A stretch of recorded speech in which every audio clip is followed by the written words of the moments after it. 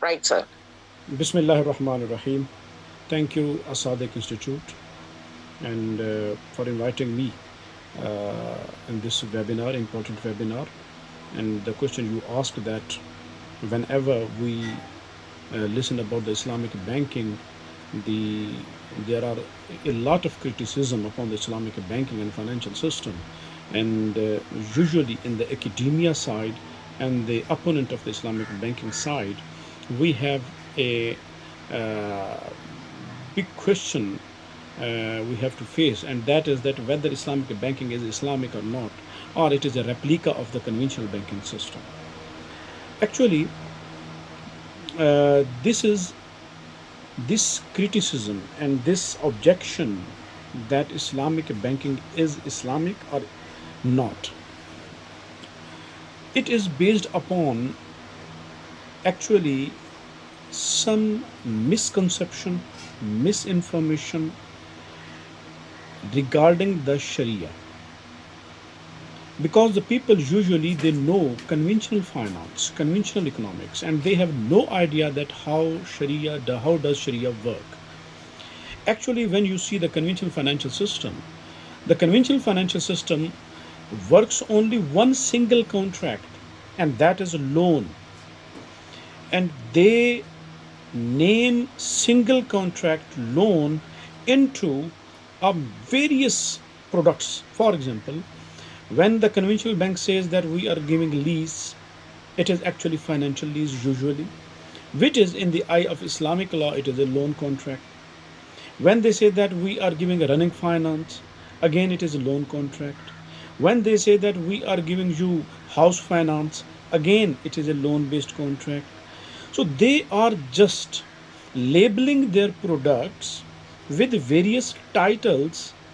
On the contrary, the real contract which exists behind these diversified, apparently diversified products, there is single contract, and that is loan contract. There is no diversity, there is no diversification of the contract into the conventional financial system. First of all, we have to understand this basic things, which is the actual soul of your conventional economics and conventional financial system. So there is no other contract other than this single loan contract. In Sharia, we say that al ibratu fil uqud lil maqasid wal maani la lil alfaz wal mabani, because in the contracts we don't care about the titles or the words being used for the contract. We just focus upon the substance of the product. What is the substance? So this is the main thing, that you have to focus on the substance rather than the forms. Though forms are important, but the most important is substance. We have to focus upon the substance. The substance in the conventional economic system, whether they call it lease, whether they call it house finance, whether they call it running finance, they are nothing but a single contract, and that is loan contract. It means that you are giving some amount to someone and you are asking that they will pay back with some stipulated precondition additional amount, which is known as, in Sharia perspective, it is interest, and Islam prohibit that the interest. So this is the main face of the conventional economics and the conventional banking and financial system. Now let's talk about what is the Islamic financial system. Actually, one thing our listeners, the academicians, the professors, and the bankers, even who are working in the conventional economics and the conventional financial system, they do not forget that this time Islamic banking and financial system is working under the main umbrella of your capitalistic structure, which is the conventional financial system, which is the conventional economics, your universities, your education, which is from where our HR is being trained and they are coming into the job market. They are also coming from the conventional education. They don't have the background of your Sharia law. They don't have background of Islamic financial contracts. So when they enter into the Islamic financial system, they think on the paradigm of conventional economics, and they say that it means that Islam is not possible. That is why youth, young people, they usually ask, sir, how it is possible that Islamic bank can become Islamic? Because the bank cannot work without interest. So this is the basic belief which is being uh, propagated into the our youth's mind. First of all, we have to break that spell, and we have to bring our youth out of this spell, and we have to tell them, no, it is possible, we can break that spell. And we have to we have two ways.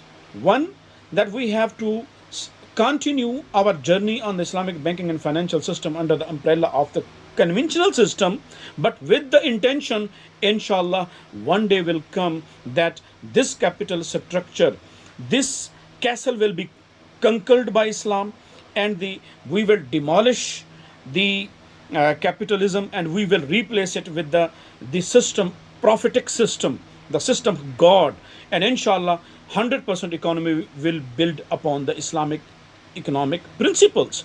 Then we will build our structure of Islamic financial and the banking system on the Islamic principles. But for the time being, because we don't have other option, we are working under the umbrella of the conventional economics, conventional financial system. So we have to continue our good efforts. And what are the good efforts? That we have to channelize Islamic economic and financial system. We have to Islamize our channels. A person who is taking money upon through riba way, but he is giving money to other person, then we will request him, oh brother, please not to give this money to the other guy upon the interest base. Please do musharka. Please give some assets and sell him on muraba basis. Finance him on salam basis. Finance him on through istisna basis, so that we have to maximize Islamization of the different channels. So this is the existing model of Islamic banking that we actually, the scholars, Sharia scholars, they are providing opportunity of halal and permissible business, the opportunities to the people. But at the same time, the people, they ask that both conventional and Islamic banking system, they are actually following same uh, interest rate for the pricing of their products and services. So how you can say that both system can be different? Then we have to say that there is difference. Why? Because the people usually say that Khyber is interest rate. My Whether in Pakistan, Karachi interbank offer rate, and in London it is a London interbank offer rate. So these are the offer rates. What are these rates? 7%, 10%, 15%, 12%, 11%. These 10, 15, 7, what are these? They are just digits. They are nothing. They are numbers. And numbers by themselves, they are neither halal, neither haram. Because they are numbers. Then, what will determine that this number is halal or haram? We have to ask this question. And that thing is the contract. Actually, the contract will determine that which digit is halal and which digit is haram. So when someone follow the Khyber, and Khyber is 10%, and he charged 10% upon the loan contract, then we will say that this is haram. But if I myself sell my commodity, I bought my commodity for 10,000 rupee, and I said that I will charge 10%, which is the Khyber profit equal to the Khyber, and I will sell it this upon the profit, then this profit is permissible for me. This is not interest. Why? Because my contract is sale, and I am charging profit upon sale, and I am making that Khyber as a benchmark. That is a digit. Again, it is a digit. It is not haram. Because my contract is sale, Allah Almighty says that ahallallahu al-bay'a wa harrama riba. So I am concluding sale and I am earning profit. So that's why same digit is halal for me. Let's take another example. In Malaysia, for example, there is IBER, Islamic Interbank Offer Rate. The usually people used to say that this is Islamic. Again, I differ. How? Because if someone charge IBER upon the loan, now what you will say, that is it allowed because the rate is Islamic? No, again this is riba because you are charging that rate upon the loan. So this is again riba. So actually, this is now the debate is over above the Khyber or the Iber. The actual question is not this. So this is the diversion of our focus by the capitalism. They, the capitalistic structure, the conventionals, they do not want to Islamic financial system, so they may focus upon the right question. So this is the right time that we have to think on the right way, and that is we have to think beyond the Khyber or Iber debate. We have to think that what is the real question to ask. Real question is that the mentality Very true, behind sir. this Khyber or behind this Iber is that a financer, the capitalist, actually he has a mindset that he wants to earn some fixed amount over his principal. So that's why he need some guarantee or certainty in the beginning of the financing that how much profit he will get. So that's why the concept of Khyber or Ibel will enter into this way. So this is the thing we have to remove. We have to end this type of mentality, and this mentality can be ended through Islamic economics, not Islamic finance. Islamic finance is a Thank you, sir. portion. Islamic economics is a big main thing. So we have to think upon the Islamic economic system. So that's why again I will say the people who used to say that Islamic and the conventional there is no difference between them, they are actually wrong. It is not the way. Though there are issues in existing Islamic banking and financial system on the product side and the services side, and as well as the regulatory side, but still Islamic financial and banking system is better than the conventional economics and conventional banking Thank you. system. Thank you very much, sir.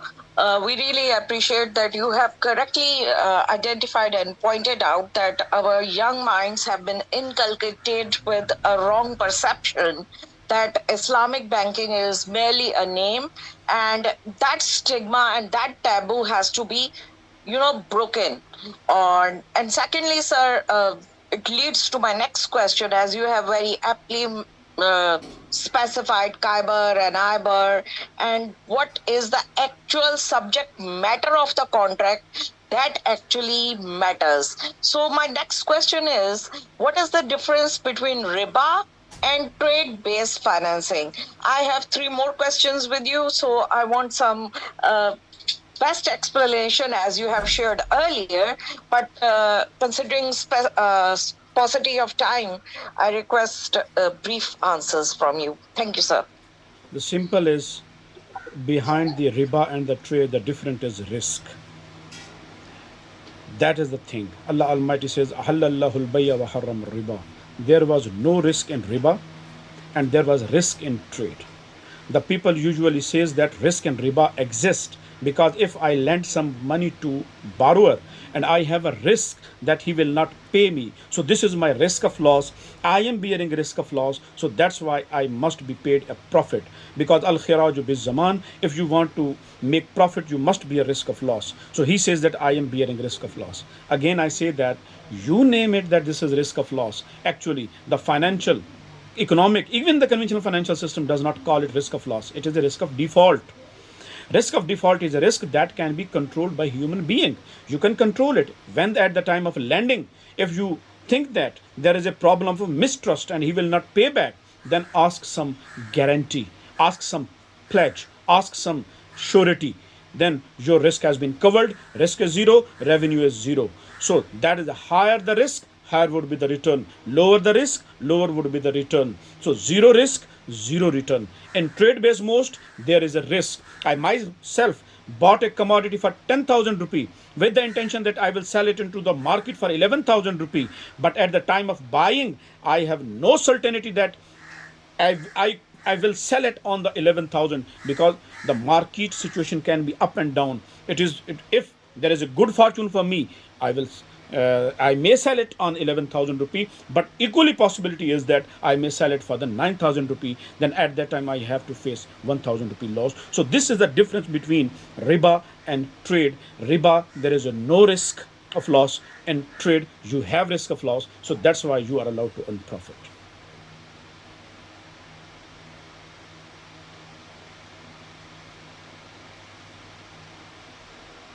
Next question.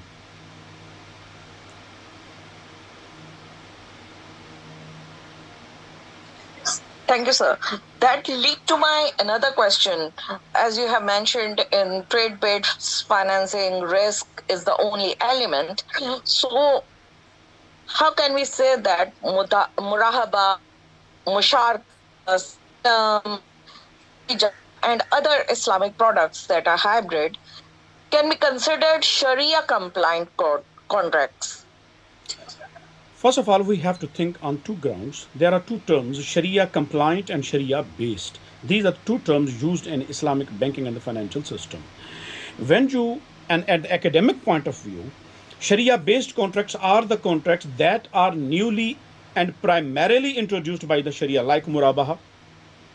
But the contracts that are adopted by Islam outside the Islamic circle, from the outside the civilization of Islam, like Salam, because when the Holy Prophet ﷺ migrated from Mecca to Medina, at that time the Sahaba of Medina, they say that they were practicing Salam.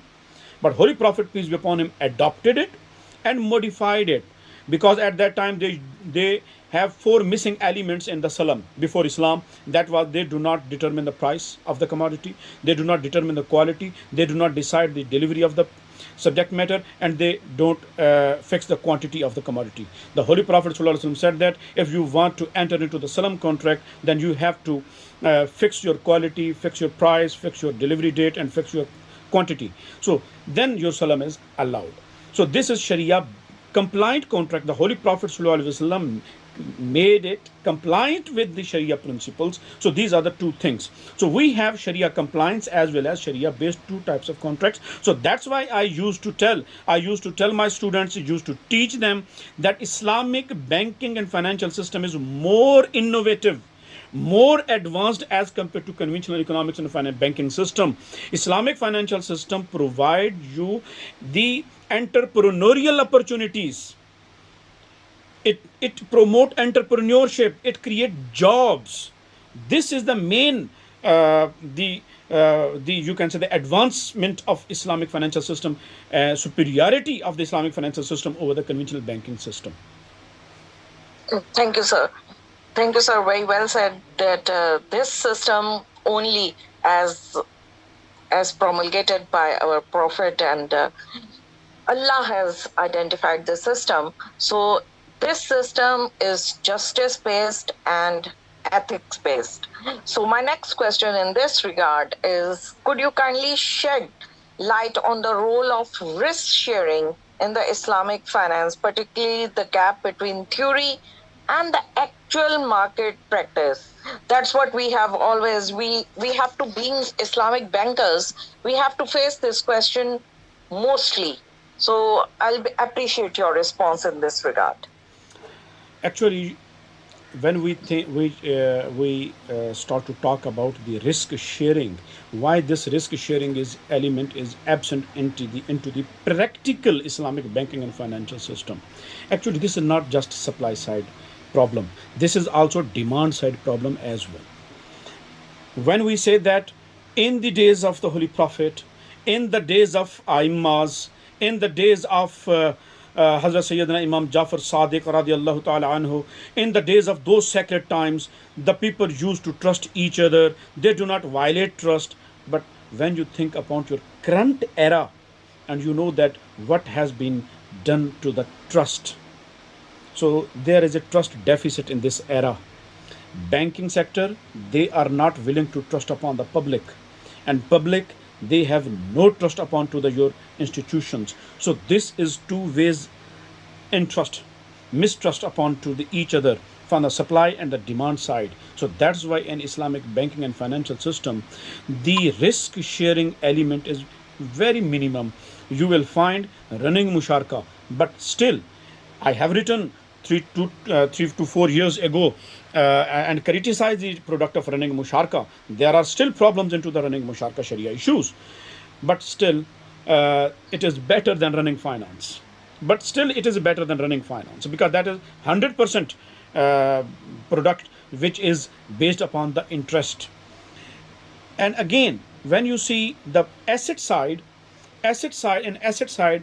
mudarba and musharka, it is equally, you can say that it is likely to equal to the missing elements, because very minor portion in the, yes, diminishing musharka exists and it is working in a very good way, excellent way.